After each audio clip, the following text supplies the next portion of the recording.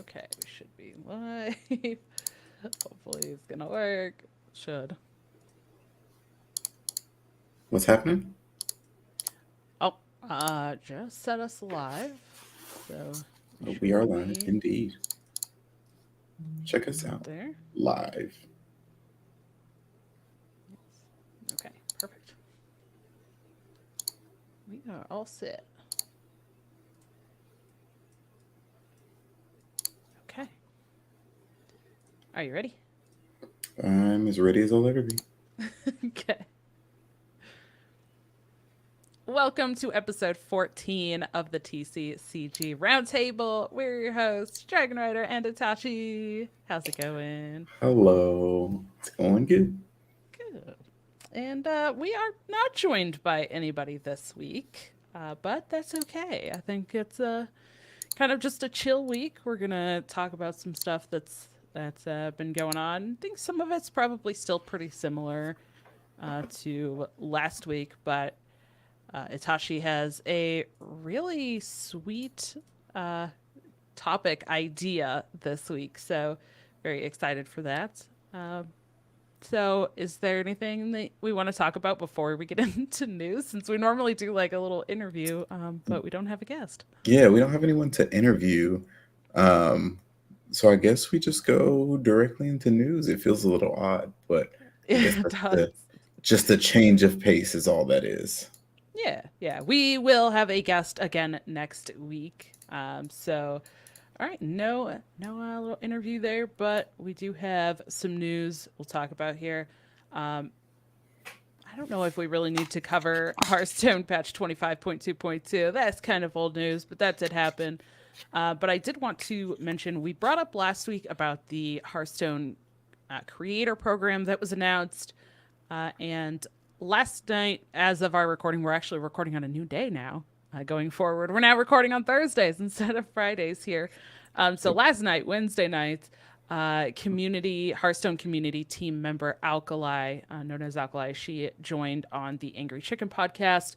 Answered a lot of questions. There was like community sent in questions and kind of the biggest concerns and questions that people had raised over social media to talk more about that creator program, talk in depth about it. And I feel like the kind of couple of things that I think are the most notable for in terms of like the requirements are getting in or how it's all going to work like when you're in is that she did mention and talk kind of a little bit about that there are actually tiers and the kind of various levels within the program. So, you know, creators who kind of get in on those requirements, they'll get in and they'll kind of be in what she was calling like an everyone get in here.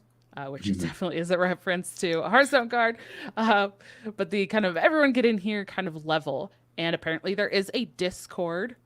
So there's been this like Discord that's been around for a long time apparently, but most creators don't know about it, haven't known about it. It's kind of like this big secret thing. So in part of being transparent, you know, she was letting everyone know like, hey, yes, there is a Discord that has existed, and this creator program will kind of also utilize that Discord as well. So there will be a level where everybody gets in, and then pretty much like everyone will have access at that level to things like communication from devs and all of that kind of stuff, but maybe more selective of kind of a little bit more inside info from some of those devs, like knowing, you know, dates or stuff like ahead of time. Mhm. You know, because obviously they still do kind of want to limit that. There will be like, you know, rules about like, you know, leaking that kind of information to the public and all of that. But kind of interesting to hear that there's like tiers within that, but essentially that those kind of minimums, quote unquote minimums, the like guidelines that they posted on the website to apply and get into that, basically like, or they said, you know, guidelines requirements, but I'm saying those are essentially minimums. Mhm. Is what it was sounding like. They still want you to have those kind of numbers to get into the program. And then once you're in the program, there's tiers within the program. You know, because somebody like right at maybe 5,000 followers and 200, you know, viewers is very different from someone who has, you know, uh, 6,000 viewers normally instead of 200. Right. So there's going to be tiers in there. And in regards to applying and getting in on those, guidelines and requirements that they posted, there will be exceptions, but they will be less common. It's not like, if you don't, meet those and you're like, oh, but I'm kind of close. You might not make it. Uh, it really does depend, and they will be going through everything manually. So we'll see on that. Also, the big note was that after hearing feedback from the community, they did have a requirement for Twitch streamers specifically to have like 200 concurrent viewers.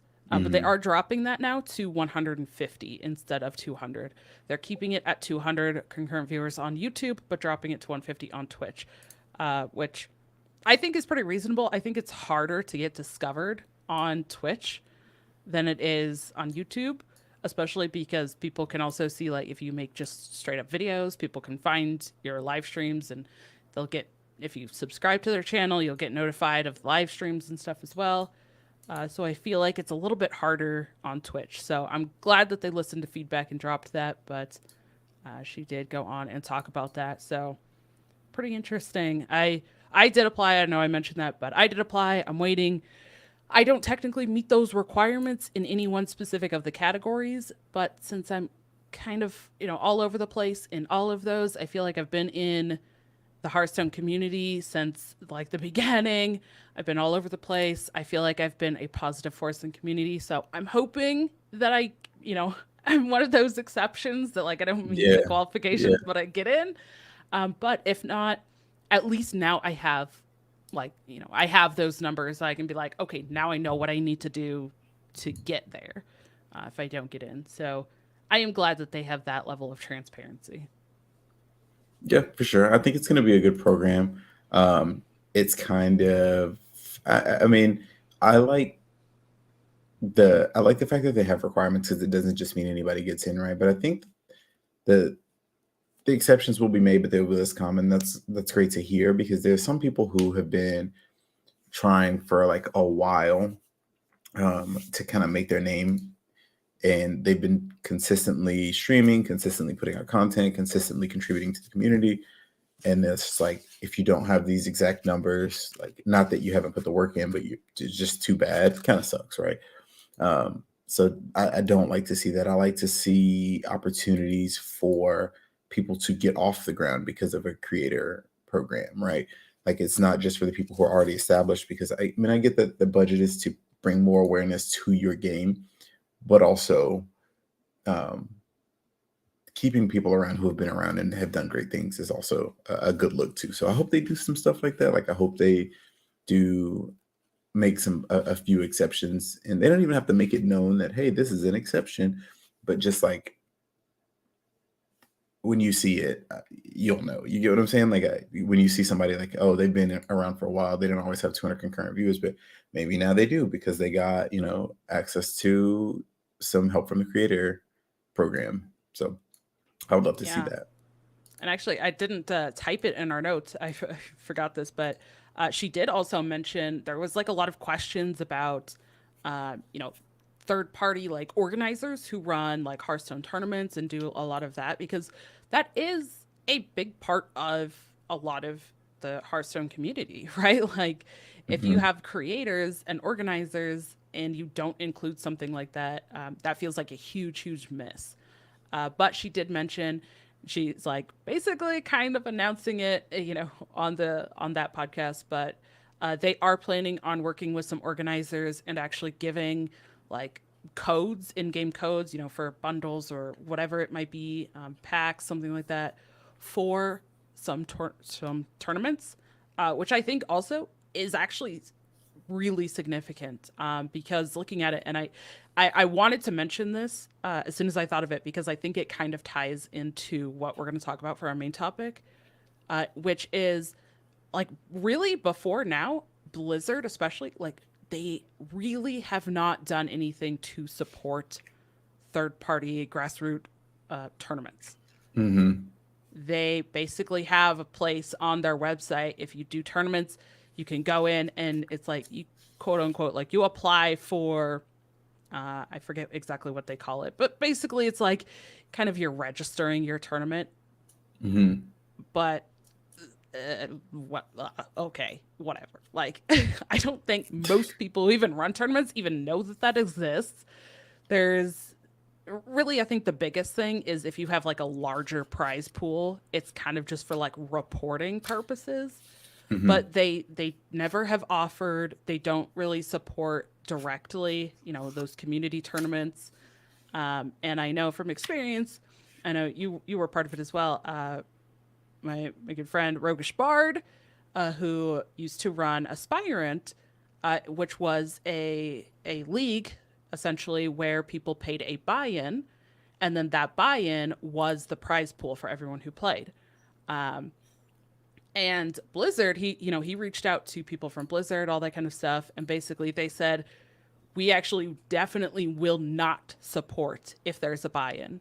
Like the Hmm. only way that they even kind of would potentially do anything, which they never did, but the potential or even for them to like retweet about it, Hmm. anything like that, it had to be completely free for people to sign up and play in. So that felt super restrictive. So even the idea that part of this creator program will even offer like codes to help tournament organizers, I think is huge and a really, really good step for people who want to run tournaments because the prize pool, I think, is like one of the hardest things, right? Like, what prizes do you give? And there's a lot of issues with that. So I was really glad to hear that. And I hope that some people, even maybe streamers, I've done it, people who want to use that to help build their community and run some tournaments, maybe they can get some codes to give away as prizing, and it would be a lot easier for them to feel comfortable or confident enough to run tournaments like that. So I was really grateful to hear that. So that's huge. Yep. Hopefully it plays out that way. Yes. Um, Yeah. I'm eager to see. I'm actually very eager to see what they do and how it works and who's a part. And I mean, you can kind of guess ahead of time, but like, Hmm. but just how it goes down. So we'll see. Yeah. Well, also we did mention last week, but do want to mention it again, especially because again, I think this ties into our main topic. That MTG Arena also did announce fairly recently a program to become a partnered organizer and run your own events. And they are offering some prizing support with that. It's only in-game prizes, but I think for most people, especially if you're kind of starting up or you have like smaller tournaments, that's pretty exciting on its own still. You're like that's a good place to start. It is kind of in a partnership with Matcherino, but they did recently announce that. So again, just I feel like it's great to see these companies kind of working with local events. I think especially as we're seeing a shift a bit more towards kind of as we talked about last week, right? More creators, more online events, things like that, instead of as many events for like well, these digital games. You don't really do it, but with lands and like local game stores, that's more focused on the physical card games. But these digital Hmm. card games, how do you be a local game store and run tournaments, that kind of stuff, without having any kind of support like that? It's really difficult. So I'm glad to see that these companies are kind of at least like a starting point of that to work towards that Hmm. in more of like the digital game aspect. So I hope to continue to see all of that grow with these communities. Yeah, hopefully so. And it goes a long way when you start supporting the digital card game atmosphere because it's so like you said, it's super difficult to get that off the ground and running. So um throwing some support into that should because I mean a digital card game should be should be digital. You shouldn't genuinely, as much as I love lands, you shouldn't be required to have to travel to put money to travel to play a digital game that you could play against someone from anywhere in the world, right? That just kind of defeats the purpose of and I think it was a restrictive point of previous like events where you did travel. So like master stores where people did travel to them. and a lot of people just couldn't make it because they didn't have the means to travel. Even if they got money on the back end, like you had to have it up front to get there. So throwing support towards the digital aspect of games that don't have to be played at a LAN, or if you want to create a LAN for your local area and maybe not for a nationwide event, but for like local events, if you want to try to do that too, there's some support there. So that's a good thing. I think that's the right way to do it. Yeah, agreed. Well, in a couple other card game releases, MTG's next set, Phyrexia All Will Be One, coming out to MTG Arena on February 7th, and then in stores on February 10th. They're going to have all sorts of pre-release stuff from February 3rd, which is actually tomorrow, through the 9th. So pretty sweet there. And then thank you for filling that in because I could not understand what you said last week. February 9th is a Yu-Gi-Oh! Set release, Photon Hypernova. You want to talk about that? Because I know nothing about it. Sneak previews for Photon Hypernova are this weekend. So this is the last weekend. So the regional qualifier events, they are named after the current set that they're in. So this is the last weekend of Darkwing Blast regionals. I think this is the most recent set. And so this will move into the Photon Hypernova regionals. And that'll start next weekend. So this is the last weekend of Darkwing Blast regionals. And they will switch over and the game will be completely different because there will be a totally new archetype, a couple totally new archetypes out. And so we'll see how that plays out. What's not mentioned in terms of Yu-Gi-Oh! As well, they're releasing the spoilers, full spoilers for OTS 21, which is a pack that you get from competing at an official tournament store. So they're called OTS packs. They have cards that have already been printed, but in special rarities. So like a popular card that recently was released is called Kashira Fenrir. It came in ultra rare. In this OTS pack, it will be an ultimate rare. So each OTS pack has about 3 ultras, I think 10 super rares, and then the rest are commons, but they're all rarities or reprintings of cards that were maybe like only printed once a long time ago. I know that one card that's a common in this OTS pack is a card that was only printed once ever. And it's a popular card now, so it's a little bit harder to get. So putting it in this OTS pack makes it a little bit easier to access. Yeah. That sounds pretty sweet. Okay. And then kind of the last thing that we had here for news is that Marvel Snap has also launched their most recent patch. There was a couple of like fixes and stuff in there, a couple changes. But the big news for that patch was that the battle mode that they're calling it has launched. That came out this past Tuesday. And it's a way to play versus other players or play versus your friends in game. They actually have, like on the main screen, you can go to modes and hit battle mode. I'm assuming there's going to be additional modes in the future. Otherwise, they wouldn't name it modes and it wouldn't have its own like section. And then you can click battle mode. And basically, it kind of brings up that initial like fight screen. And you can either choose to create or to join a game. If you create a game, it will give you like a code. It'll show a code on the screen. It'll have an option to copy that so you can like send it to your friend or whoever. For tournaments, I know that there's kind of some, again, we're talking about like these, tournaments happening, third party and stuff. There's already been some of that going on. And you can send that code, or for like me, I was trying it out on Tuesday. Since I was streaming it, I just had the screen up and then people in chat just typed in that code to play versus me. And as soon as they enter that and accept it, then you go into a challenge. The pretty interesting thing about this battle mode versus maybe something like Hearthstone where you go and challenge is it's not just a straight like one game 1v1. It's actually the way that they do it is you essentially have what they're calling like 10, it's like 10 life, but the cubes act as your life. So even if it goes to an 8 cube game and then you lose, you would lose 8 of those cubes. You'd still have 2 more. So at minimum, you definitely will play 2 games. It can go farther than that depending on how much you're snapping and everything like that. And then beyond, I think beyond game or round 5, if it goes to round 5 and nobody has lost, then after that, I think it starts automatically going up in cubes, to start kind of like, putting that timer on for somebody to lose and end that. But I was trying it out. I was having a lot of fun with it. It was pretty cool. And I think just as in terms of either competitive, like running some tournaments, it's a great way to just say, here you send that code to a person. There you go. Easy. You don't have to fuss with a friends list or, Hmm. trying to do other stuff.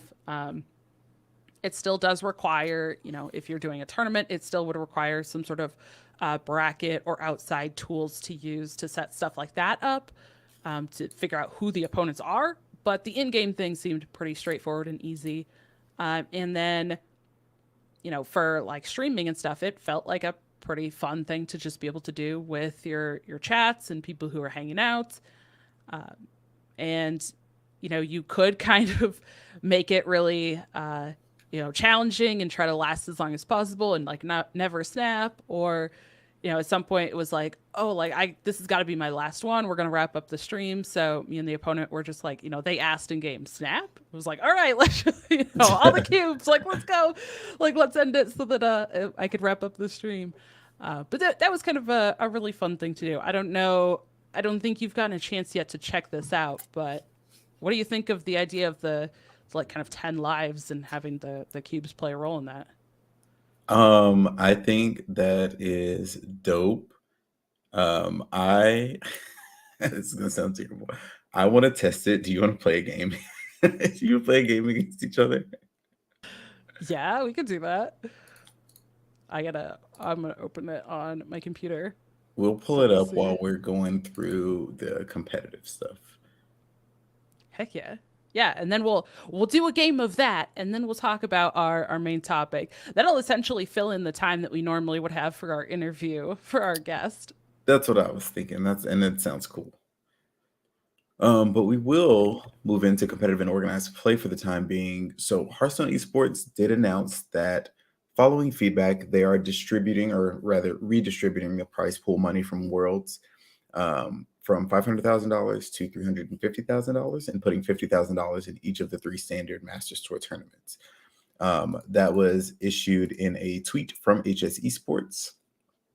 It was met with differing feedback. I really thought that I would see more positive feedback, I suppose, but it seemed to be just more people saying like, well, I mean, it all still sucks, and like, uh, I don't know. It didn't seem like it was more of it's a step in the right direction. It was kind of like, this is not enough. Is kind of what the sentiment was, which I understand that, honestly. Totally understand that sentiment, but that's just kind of where they went with it. They can't win for losing. It almost feels like. Um, so yeah, they did change that. Any thoughts about that change? What did you think about it?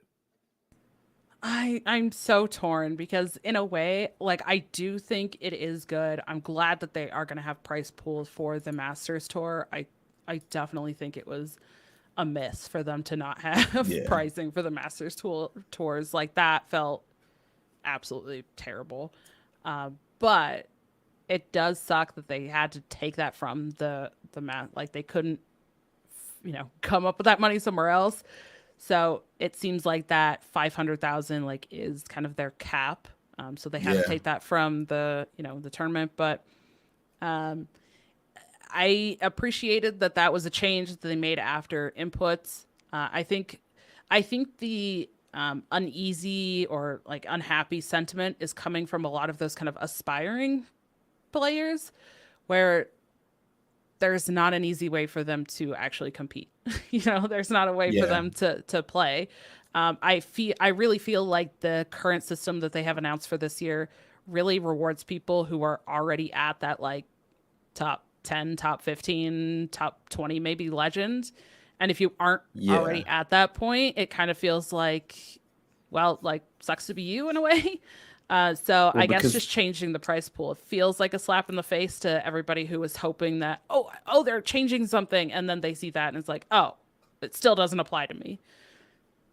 So Yeah, I mean, if the way that MMR works in Hearthstone is like if you aren't already there, then it's very, very hard to get there in terms of finishing in the top 100.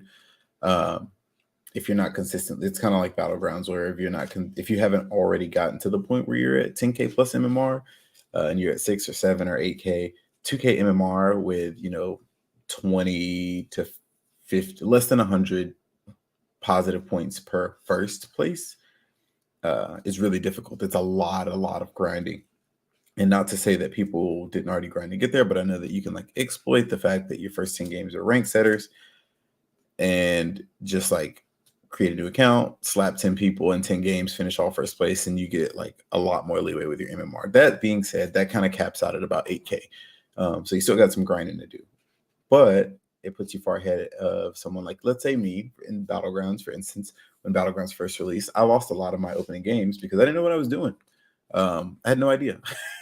So I was just playing, and then I find out the first 10 games were like tester games and they set your MMR, so to speak. And then I was just like, oh, yeah. well, crap.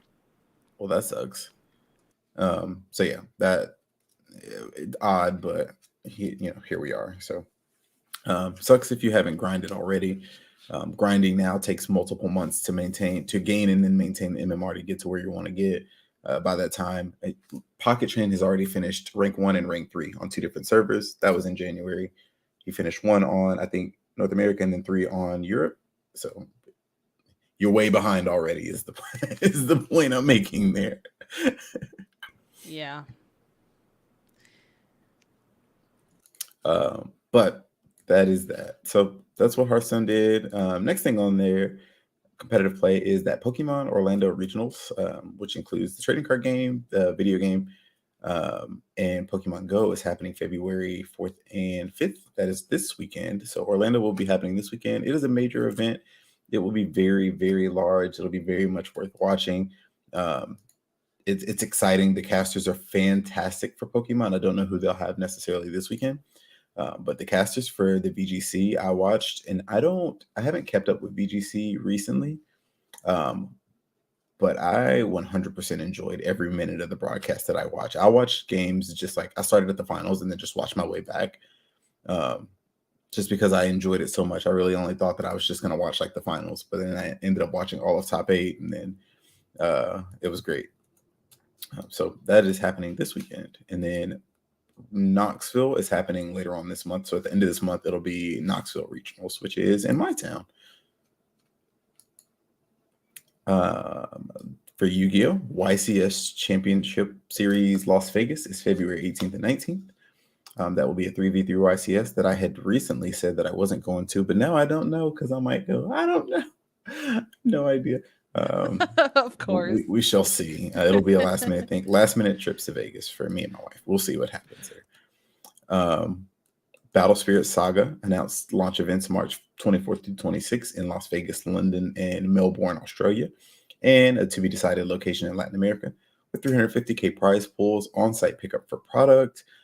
More details still to come. They're going all out. So Battle Spirit Saga is doing lots and lots of big things. So that's pretty awesome there.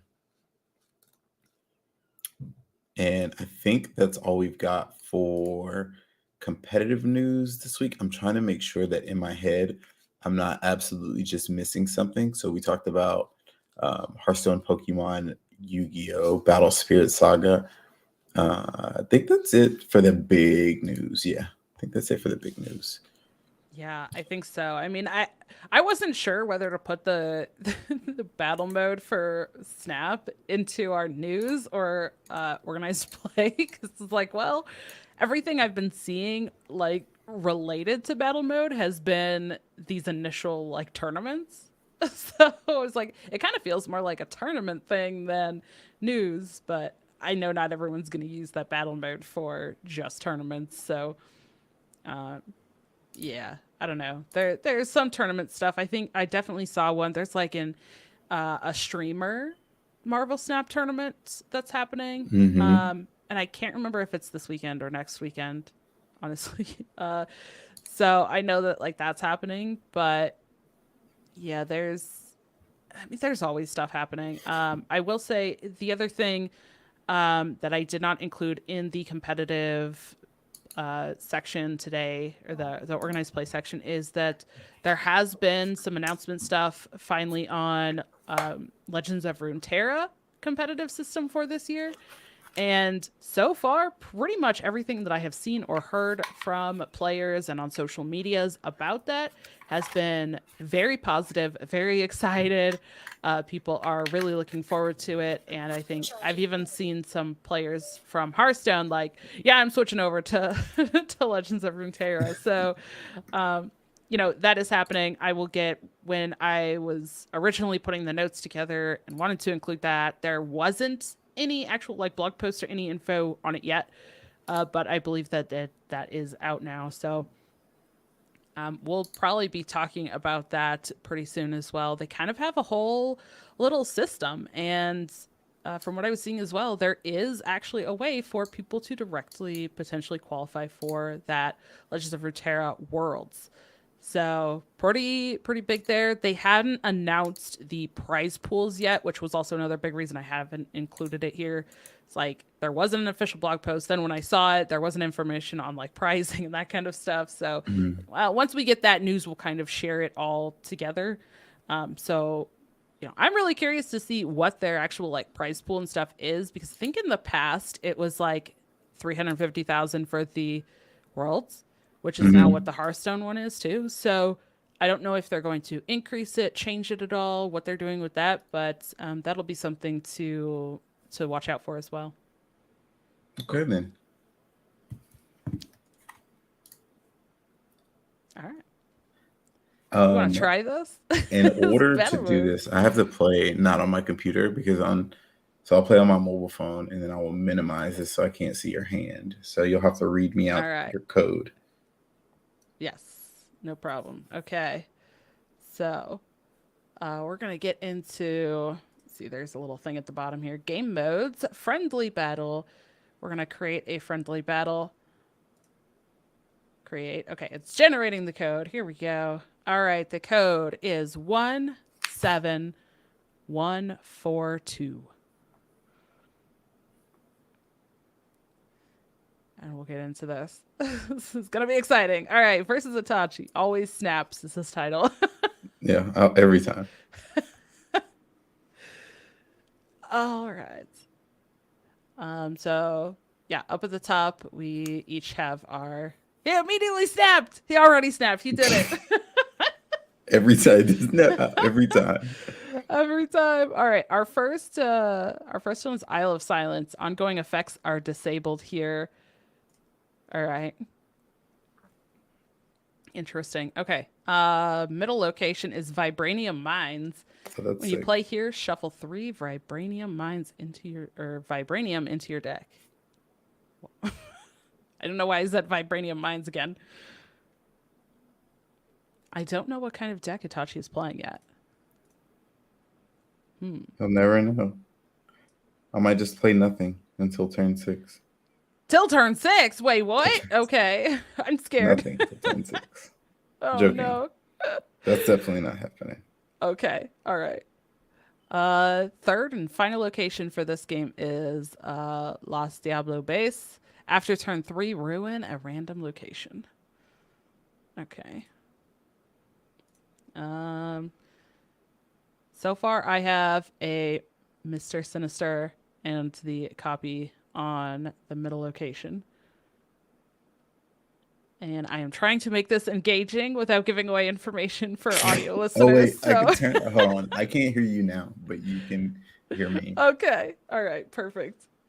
I'm trying to make this entertaining as possible. All right. So we're on turn 3. I'm gonna drop. I can't do Bucky in. All right. You know what? We're gonna do Sabretooth as well here in the center.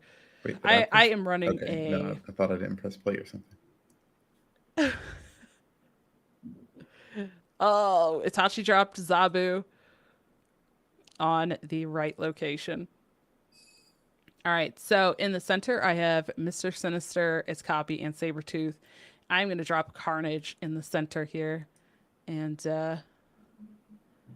we're going to start setting up. I'm running a Destroy deck.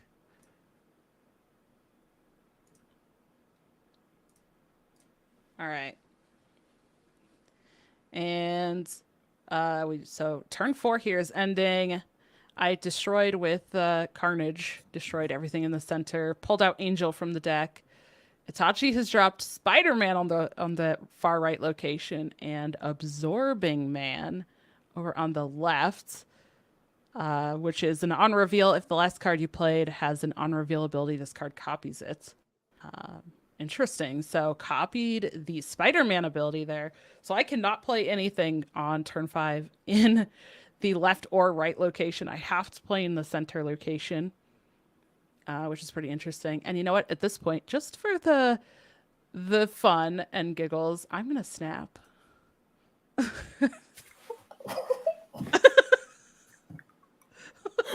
is going? Oh, this is so great. He can't hear me. I'm watching him. He can't hear me at all. This is hilarious. Okay. So I'm gonna go ahead. I drew Squirrel Girl, but I think you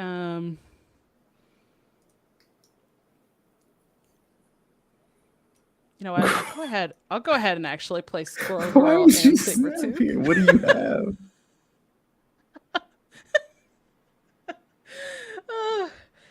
I hope everyone listening to this is enjoying this because it is hilarious, like watching his reactions and hearing him say stuff when he can't hear me.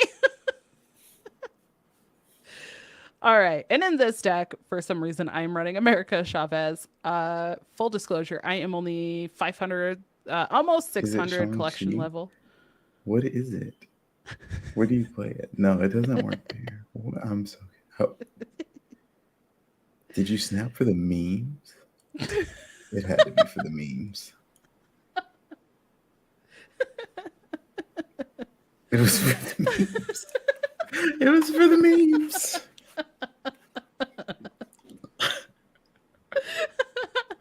Oh, it was great. Oh, I now you have your headset back on. I hope that you like listen back to that. Because I I was have to talking go. the whole time. I gotta go back and hear that. Whatever was going on. That's great. All right. But yeah, so 8 cubes. I lost there. Itachi won that. So now we're going into round number Oh 2 wait. here. I have 2 cubes, Oh, and Itachi still has all 10. I'm gonna take him back off. All right, so game number 2, Eternity Range is our first location on the left. After turn 3, add a rock to the losing player's side. I do have Nova, so I actually have something here to play on turn 1. Just to get it out there. The center location is Daily Bugle.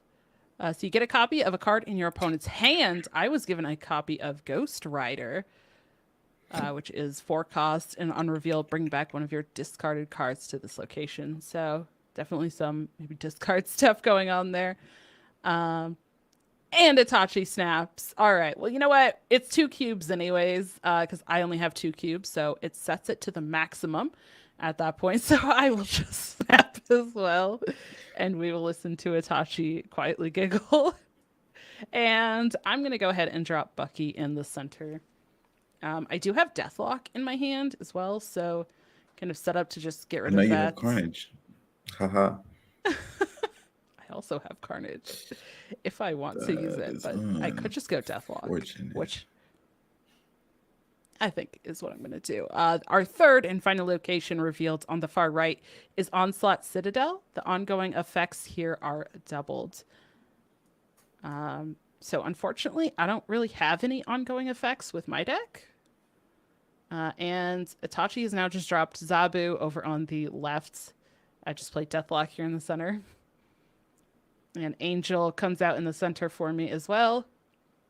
But that Zab, the Zabu with 2 power, means that I lose Eternity Range. So I just got a rock over at the far left, which actually works really well because now Carnage can destroy that rock and Nova, and I can buff everything else. But I'm gonna play. We're on turn 4. I'm gonna play Mr. Sinister first, and then the Carnage, and then we can go. Hopefully, we're set up pretty well here. Get decent buffs with Nova.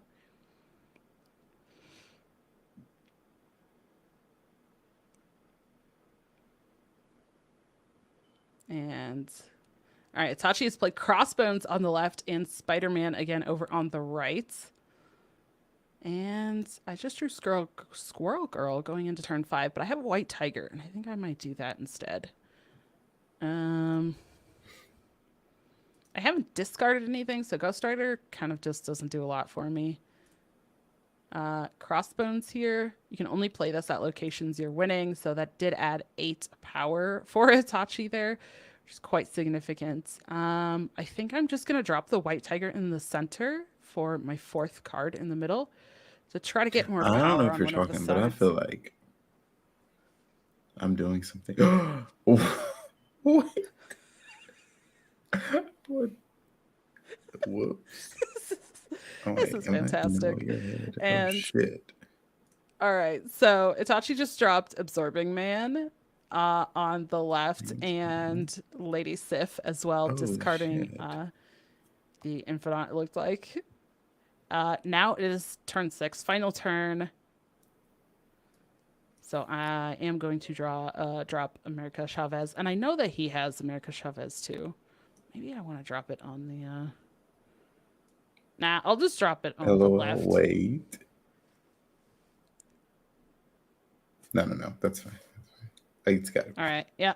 Here it comes. Chavez, right? And then Itachi played Ghost Rider on the left, pulled out the Infinauts, and he dropped Shang-Chi over on the right. Oh, I barely. We tied on the far right. I won in the center, and he won on the right, but he had way more power. Oh, that's it. I think I only won by 1 because I had 15. No, yeah, no, 16, 17, 17 power over you, and you had 15 power over me. I only won by 2. Yeah, it was I, close. I won because you gave me a carnage. If your hand didn't give me that carnage, I would have lost. Like I didn't have a choice in that though. Not that you had a choice. I'm I just didn't saying choose that. if Daily Bugle didn't give me the extra 2, then we would tie. Yeah, I got a copy of Ghost Rider because that was so helpful to my deck. It looked like it was very helpful to Yeah, what your strategy was over there. never applying it. Um, what is that? What did it do? Well, Okay, that there was we go. interesting and fun. Perfect. I wasn't expecting it to be that. That feels fun.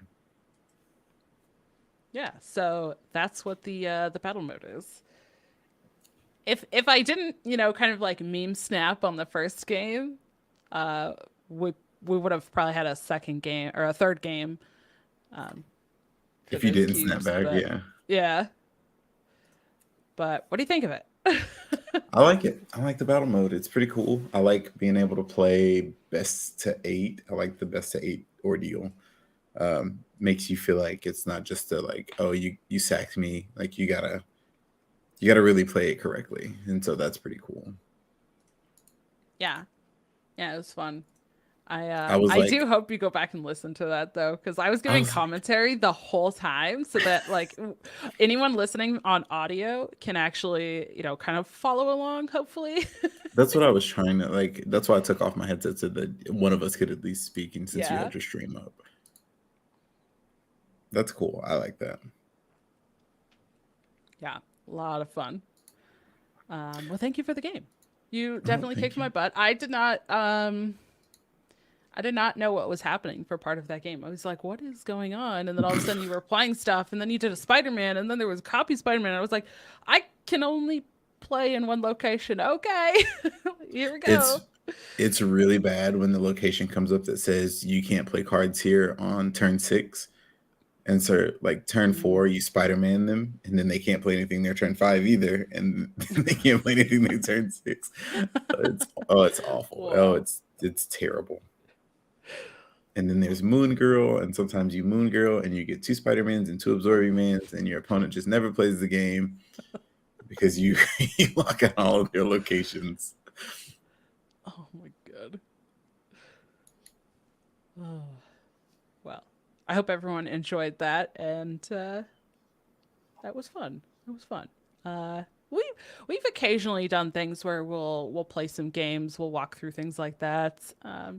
So we don't do it super often, but we do it sometimes. So I You know, love if if that is Flesh and something Blood you had something like that, like online, where you could like walk me Mhm. through the game and I could figure it out. Yeah, there is like a community member made kind of an online version. There's some bugs and some issues with it, but people do kind of use it to practice decks and stuff. I have to check So that that out. could be something, yeah. But you know, for anyone watching or listening, if you do enjoy that kind of stuff, let us know. Let us know so we can do more of it. Um, but I think that that wraps that up. Itachi, do you want to talk about your idea here for this week's roundtable? Yeah. So the roundtable topic of the week for us is going to be the dream competitive stream. Yes, Jolene, that was 100% Marvel Snap. If you'd like us to go back at some point, we could play again. I would make series 2 decks so it would be more fair, because that is unfair. But I our will say, roundtable. hold on, I do want Oh, to no, good. preface. I know that she is ecstatic that you pronounced her name correctly. And I know this because she is me and I'm her because that's my mom. Hi, mom. Is that mom? So it's mom. It's dragon mom. Yes. So yeah, that was Marvel Snap that we were playing. But yeah. Anyways, Well, that's sorry. awesome. Okay. We will have to have her on the show at some point, and anyways, as a guest, talk about her history. She used to judge and all sorts and play competitively like Magic and stuff. So we'll have to have her on at some point. That's freaking awesome. Mom, you're dope. Um, oh, back to the topic. My mom just distracted me there. So the dream competitive scene, there's a lot of games putting out a lot of new competitive scenes, a lot of games taking beloved ones away or scaling them back.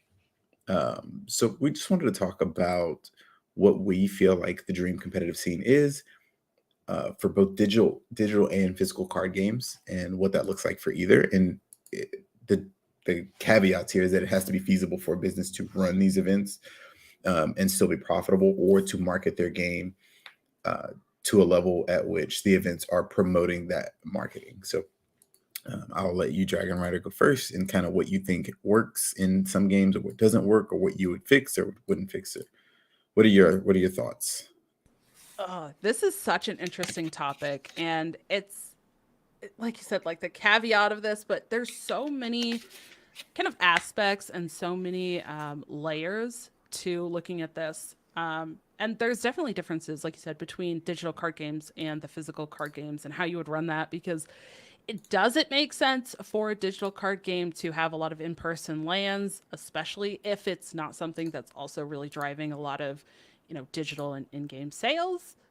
Probably not, honestly. So if I had to, I'll start kind of with my experience because I would say I'm much more versed in the digital. I have experience with physical cards, but it's kind of been a while since I've really dug into that.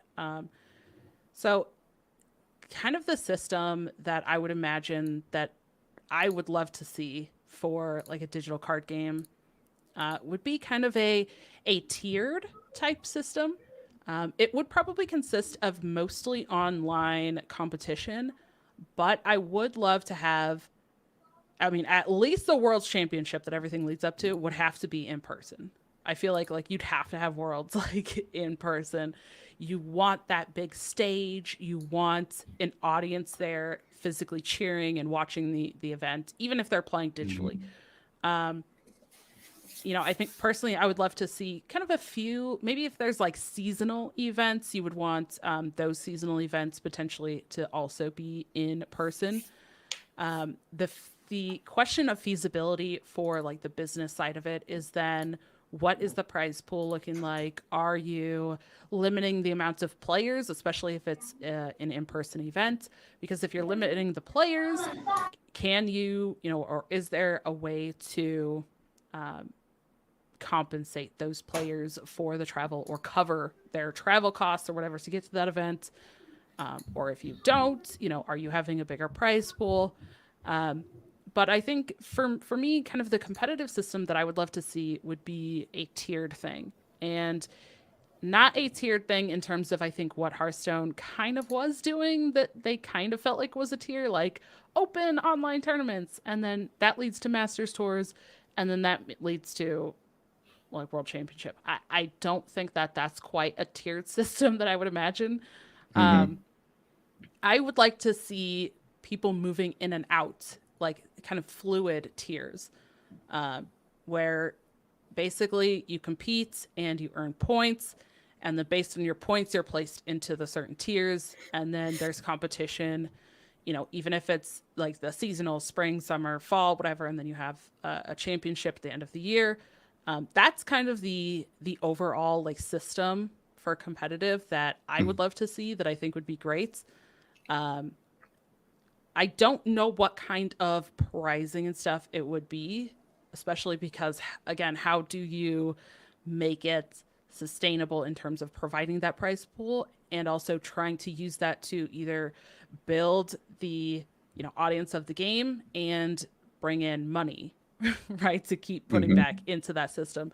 And that's the point where I know that that's a hard thing to do, is to just find that balance. I definitely do not envy people in those positions, especially when it has to go public and then everyone's just like, craps on them. Yep. But that is kind of like my initial thinking for like a dream kind of system for competitive that I would love to see. So who do you think has it closest to what you want? Who do you think has gotten closest to checking all of your boxes? Um, I mean, I think the Hearthstone. Now this was, I feel like this was so short lived because of, honestly, because of COVID hitting. Mm-hmm. But the Hearthstone like Masters tours that were in person, like they did a few in person, and then that was like right before everything got shut down. Mm-hmm. Something like that is what I would hope for. They did have at least, what was it? Was it 300 or 500? No, 300 or 600. I can't remember, for everyone that competed at that Masters tour, because that Mm-hmm. covered like some of the travel essentially. Like you said, it wasn't upfront, but it was Six something that, hundred. But yeah. yeah, 600. Yeah. I think, and then they dropped it down to 300, and then only top, basically the top half of the field got it. But that was Mm-hmm. after they weren't actually having them in person. Now, something like that, I think, is probably the kind of closest, but it didn't also use a point system.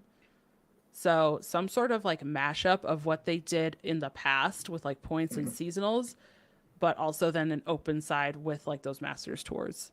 So, from my experience, that's kind of the closest.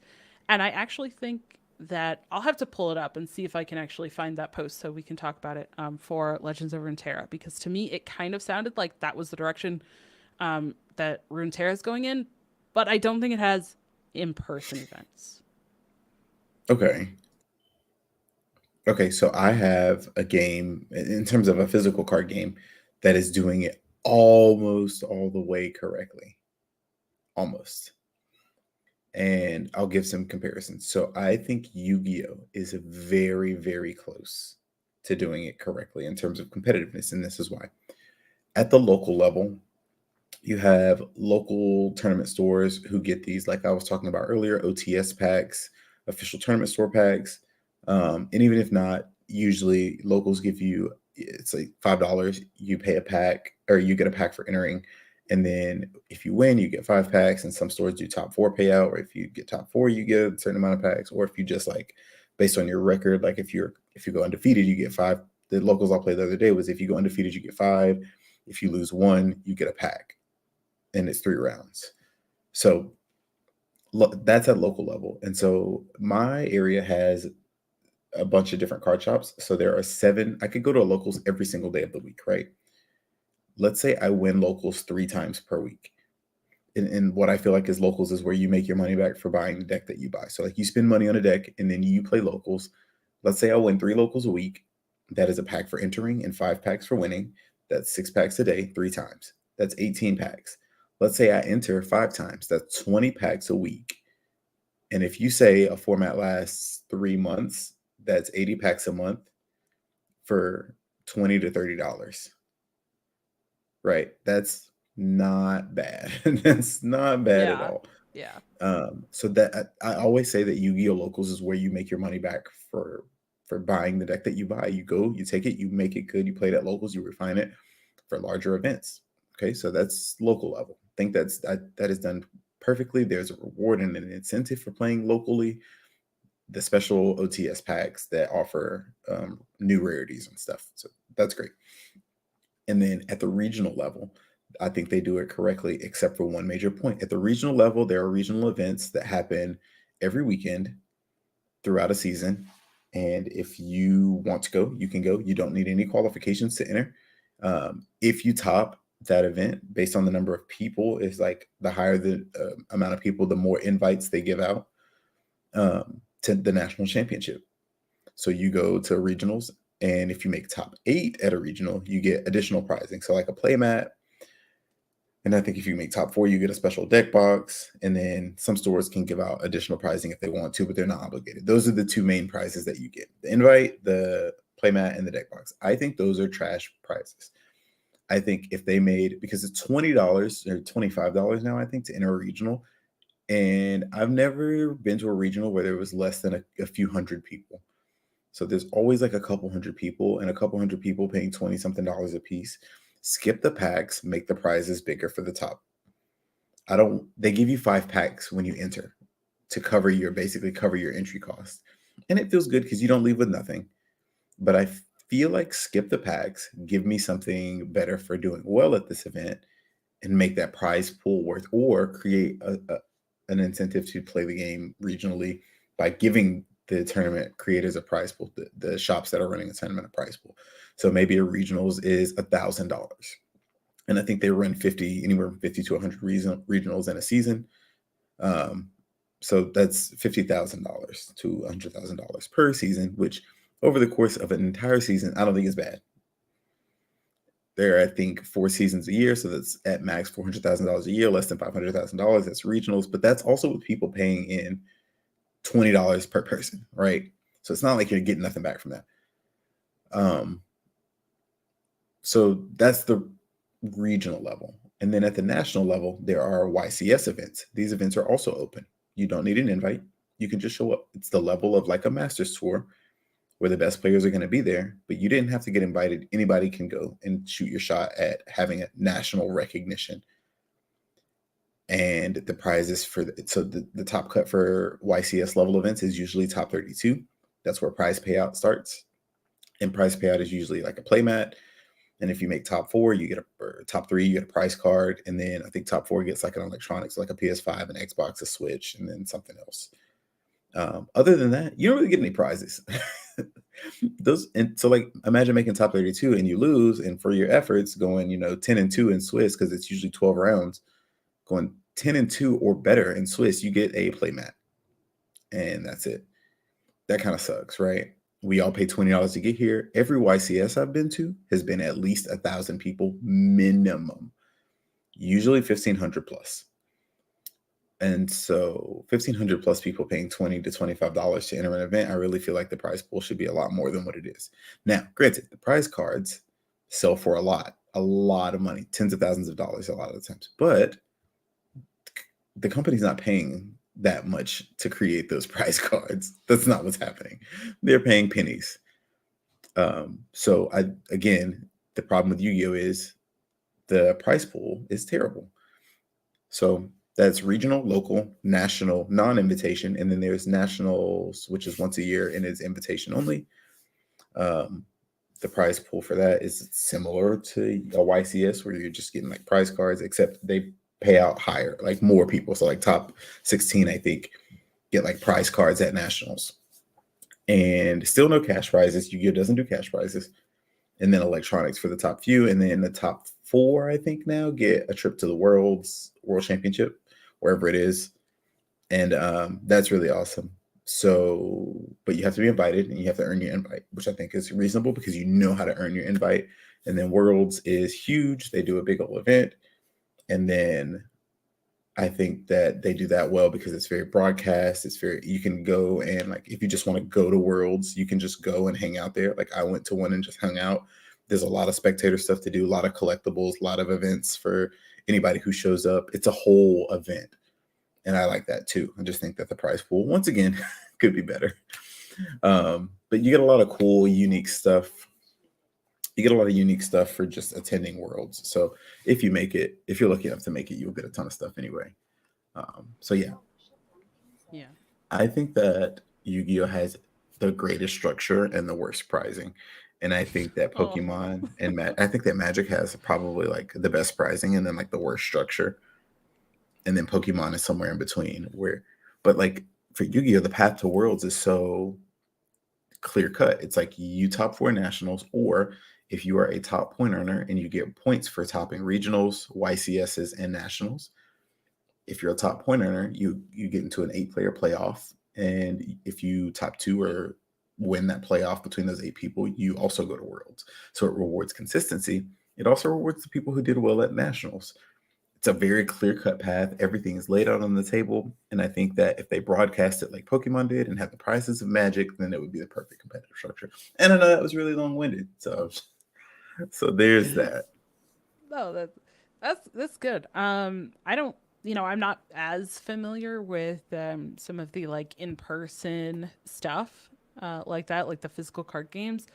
The thing that I think is a hindrance, and maybe like at better pricing would also encourage more people. Although it sounds like there's already people going. The thing that's always been kind of interesting to me is a discussion of actually traveling for these events. And maybe it is easier if you're kind of in a bigger place, or you're kind of closer to where these events are happening. But for someone like me, I don't say where I live, but I'm not really close to anything. Like, Hmm. the closest like major cities are 6-hour drives one way.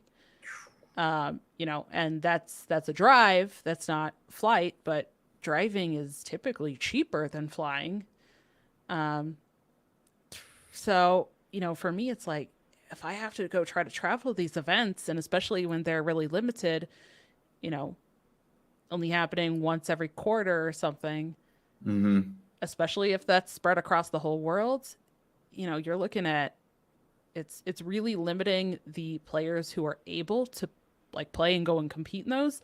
That is one problem that Hearthstone had in the past when they were doing a lot of those, the dream hack events that got you points. They were doing a lot of that. Um, especially people from like Latin America and some of the like Asia countries, or EMEA, they could not travel to those events. Like to travel to events that were in the US, in Europe, in Canada, those kind of things, it was extremely expensive for them. And there was never really like events that were in Latin America or that kind of stuff. Maybe like one after a while, but um, it's kind of interesting to also see the like who benefits from Hmm. access to that stuff, which is why it's like it's great in the sense of having it more open so that people can, but there is also the can they actually travel to that event to compete in the first place? Is a big struggle, which is a benefit of online games, like you said, to be able to just play from wherever you want. But then at the same time, is that uh, I feel like the physical games have the upside of, like you said, those prize cards that then sell for money, or you're getting Hmm. physical items. Digital card, like they don't. There's nothing.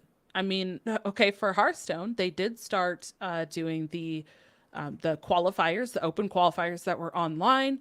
If you got certain like wins, if you got to a certain point, you would get some packs that you could get in game, but it doesn't have the same like correlation of that could turn into physical money. Like if you go to Hmm. an event and you get, do well enough to get a prize card, then you can sell that prize card. You can maybe make back what you could have spent, in the travel. You can't really do that Hmm. with the digital games. Yeah, So you're getting they all have, digital stuff back. yeah, exactly. So it's like you have that kind of ability, that bit of easier access to play the digital stuff, and it's usually more open for players, wherever they are, but the pricing does seem to be a little bit tighter with those. Hmm. So there is kind of that give and take, which is really interesting. But it's so tough to like create a system that works for everyone, which I think is why like there hasn't been, it might one system might seem fantastic to somebody, and then somebody else looks at that and goes, no, that's terrible. you know and I also feel like card games are so interesting too, in that the ages of people who play card games and even compete in card games is like all over the place, right? Yeah. Like you Yeah. Yeah. have, you have kids, and that's what Pokemon actually does. And I think does Yu-Gi-Oh do this too, where they actually have like a juniors division, or they have like age Hmm. categories? Yeah, okay. Yeah. But like Hearthstone or MTGA, like they don't have that, right? Like it's No, just here's the tournaments you get clapped with for everybody everybody. else. Yeah, These hands are like ready to there's eat. yeah, there's no age separation or anything like that. Which also you have to take into consideration, I think, if you're looking at kind of building a system, is are you building systems like that have different categories? And I do feel like word of mouth, Hmm. advertising, right, marketing, like word of mouth is essentially the way that a lot of businesses grow, right? Like Hmm. you could have the coolest looking system, but if you don't have a way to actually market that, or you don't have people playing it that are telling their friends and other people to go play and get in that system, Don't matter.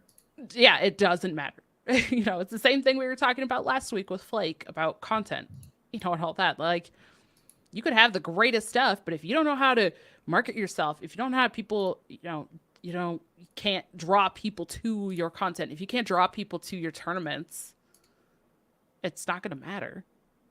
Now, prize pool and like an enticing prize pool is one way to do that. Hmm. Right?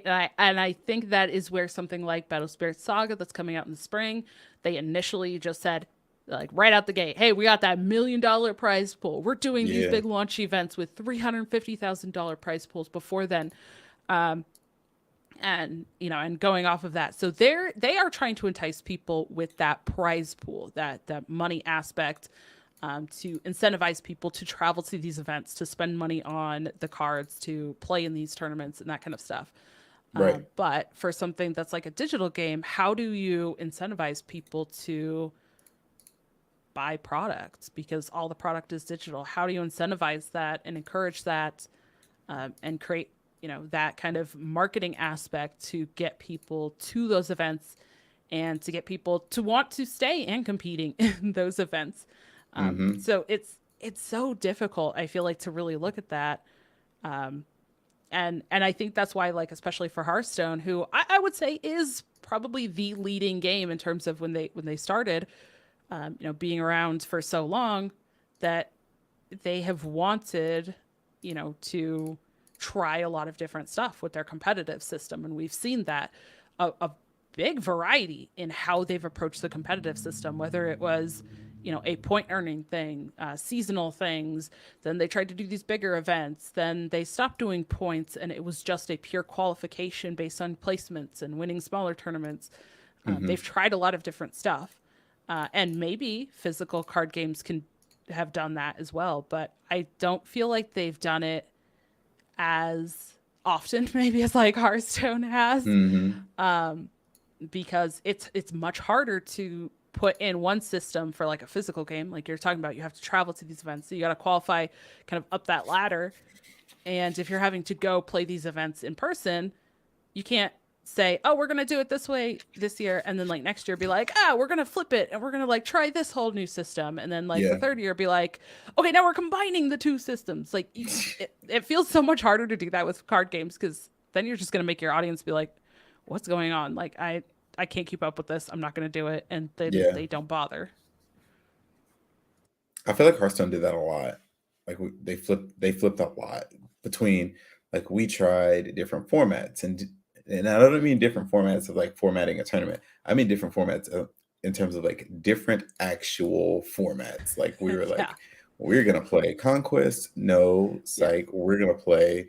What was the one with the three? You had three different decks, but they were all Shield? the same Was it? deck. Um, What was it?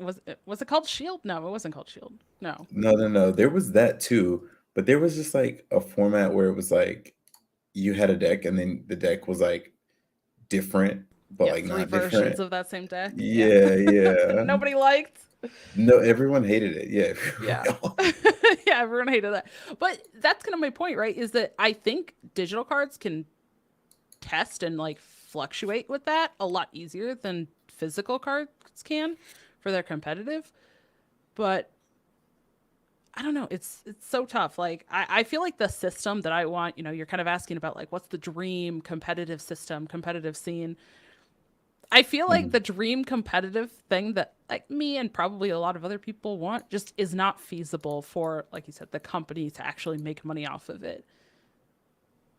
As much as I want to say like let's have all these events and let's have all this great pricing and do all this, but they need to have some way of actually making some of that back or proving to sponsors or whoever that like there is an audience for that. So it's so tough. I mean, it is, and then like, but like, is it?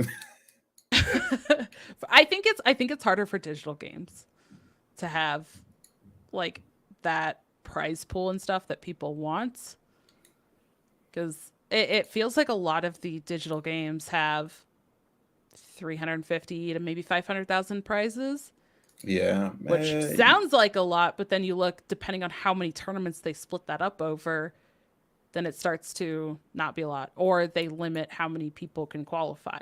Whereas, I mean, you're talking about Yu-Gi-Oh events where there's thousands of people that show up, for kind of some of the more base level tournaments, and you have to top that, but you don't get physical or you don't get like cash prizes for that. So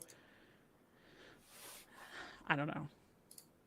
I mean, it's hard, but when I think about like what a digital card game makes off of like microtransactions alone, I get little sympathy for if you understand, like Yes, yes, little sympathy for like talking yeah. about the competitive side of the game because like the casual side of the game is paying for the competitive side of the game.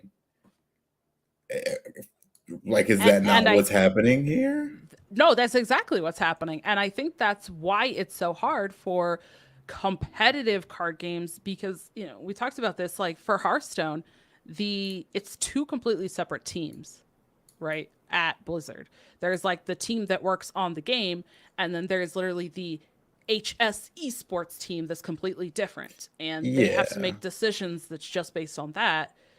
So, if you have higher up, like corporate, people who are looking and saying, okay, just the tournament, like let's look at just the tournament aspect and look at our viewership for just the tournaments and how do yeah, they yeah, actually decide this tournament is making them money or this tournament is losing them money? Because you really can't, like you can say, okay, it costs X amount of dollars to run the broadcast, right? To pay the people who are doing the production, to pay the casters, to pay, your spectators, all of that, to pay for the people who put together all of the overlays, all of that kind of stuff.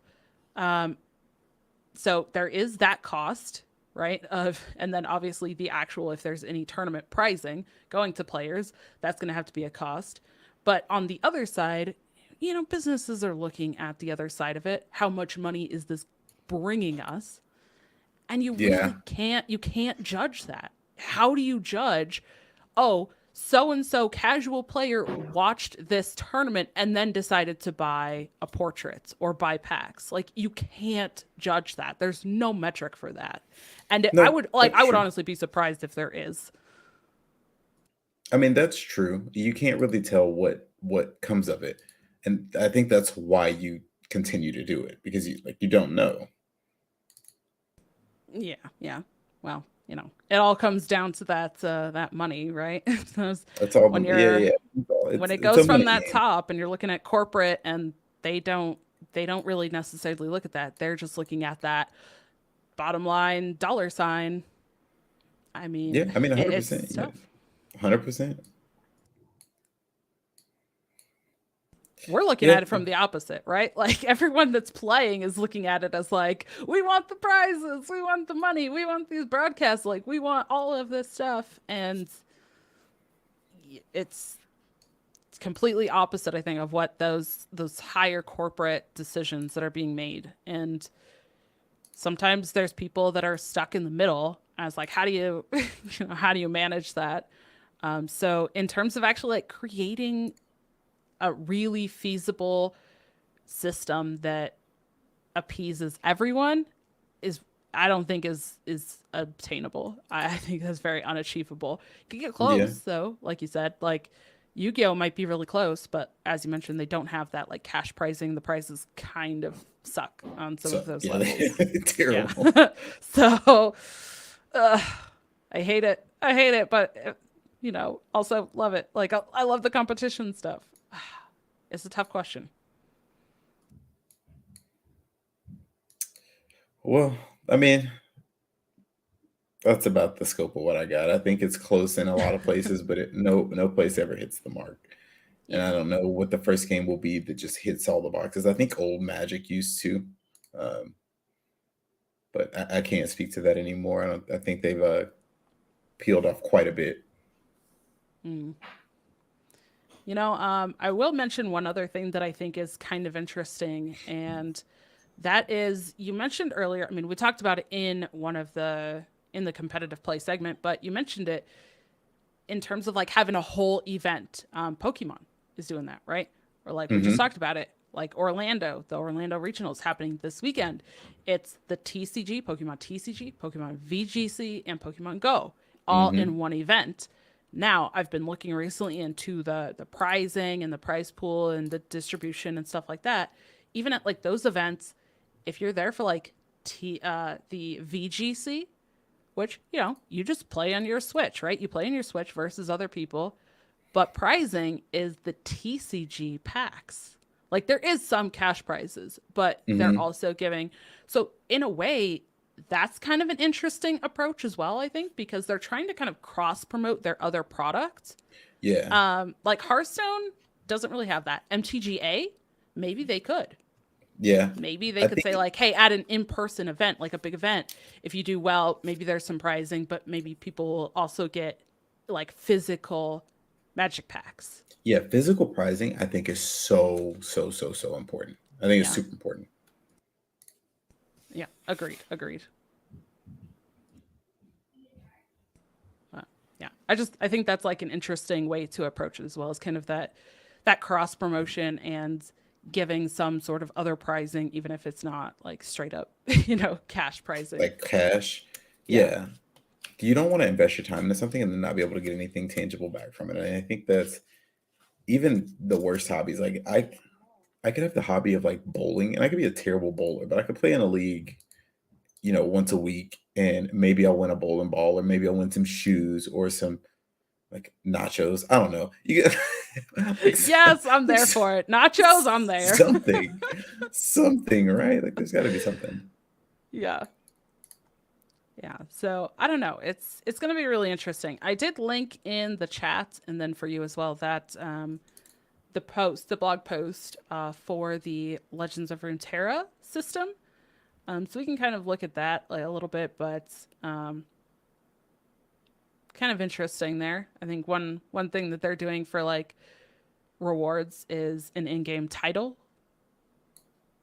Okay. Okay. But, for like it shows for season 1 for a point for their points. They're going on a point system. They have grassroots events. There's ladder. There's going to be a first month, what they're calling Runeterra Open. Month 3, Runeterra Open. In month 2 is the World Qualifier Open. So they're having some opens. It's going to be like point based, but there's multiple ways to get those points. Seems like a pretty open system, right? Which, like, I think is what a lot of people look for. Again, this is a digital game, so there's not those physical prizes, but they have a whole breakdown as well. Worlds is going to be 64 players, which honestly to me like sounds huge for That a don't sound world to have 64 sounds players. massive. But that's kind of cool, right? Because I think, again, going back to like for most players, for the like aspiring competitors, you want it to be that more open system, right? Because it's going to be more people are going to say, I think I can get there. I think I can compete in this. And they're going to try, which then might mean that they are playing more. They're, putting a little bit more money into it. I don't know. It all comes back around. But I would love to see some sort of like physical prizes and stuff too. Yeah. I think that would be a really cool way to do some of that, or even in person events. I think it would be interesting if we could see something like that. I just I question the desire of a business or a corporation to want to give a shit about that, or Yeah. Yeah. I know. And that's why I said, like, we're looking at it from two different sides, because what the players want, especially like it's all levels of competitive player versus what the like top corporate people want or see are vastly different things. yeah, totally different.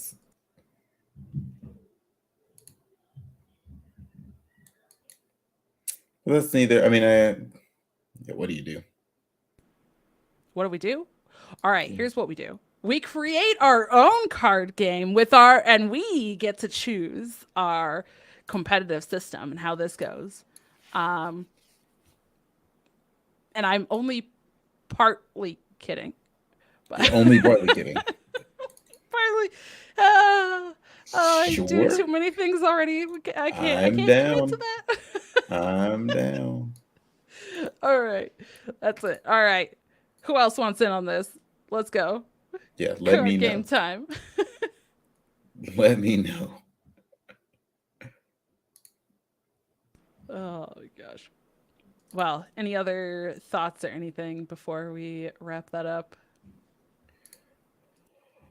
I mean, that's probably about it. I All think right. that's about it. Okay. Well, you know what? We don't have a guest, but I want to ask you kind of a lightning round, just like spur of the moment question, talking about Okay, this. I'll take Okay. it. What would be your ideal prize to win for a tournament? Like, what do you want to win when you go and compete? All right, I want something that I can keep as commemorative, like a plaque or something, or a trophy that has what I did, my accomplishment. I would like some form of immortalization in that game, so like a prize card. I know that Magic the Gathering does prize cards. I know that Hearthstone does world prize cards. So I'd like something like that. Even like Yu-Gi-Oh does prize cards, even though they're not based on you, but like just a prize card in general. And then I would like some form of cash prize. Those three things. I want a trophy. I want a card. I want a cash prize. That's it. That's it. what, what prize, singular, do you want? And he lists three. That is a prize. That is a prize package. It's a prize Let's see. package. I can't Is pick it one of those things because every game is warping? one of those things. I want them Yeah. all. That's the thing. Okay. All right. A prize package. I like it. Okay. Create your prize package. Pick three. Choose three things. Okay. Okay. All right. A prize package. So I would like. I don't want to say a trophy. I want something that, like you said, kind of a commemorative thing, like that's special to that event or like that system that year, something like that. That's not just like a general trophy. Um, Hmm. I think like Hearthstone did like coins for a little while for those master Yep. stores, which I would have loved one of those. Something I think that I I have can one. really, Pretty dang. sure I have a coin somewhere. But like something that you can display like on a wall or something like that. Like I want something like that. Not necessarily a whole trophy, but something like a specific commemorative thing. Um, I want cash prize, and I want um, I'm trying to think of like the wording for it, like spotlights, I guess. So for me, it'd be Hmm. like, uh, you know, to get my own special like interview that they do and put on, or my own like highlight reel that they put together, Sure, like sure.